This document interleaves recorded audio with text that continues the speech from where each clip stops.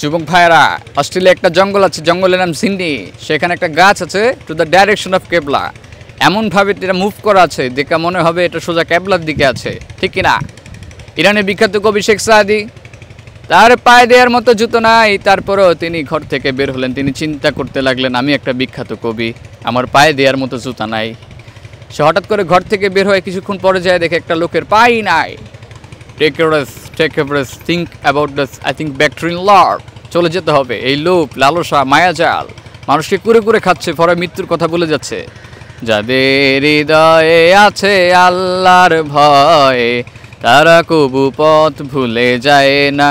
আল্লাহর প্রেম ছাড়া এ দুনিয়ায় কোনো কিছু মাথা নত হয় না। Young generation, to the maintain your character.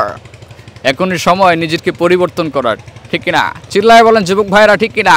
তুমি আসমানে থাকো প্রভু, আমি জামিনে, তবু তোমারই প্রেম জমে হৃদয় গহীনে।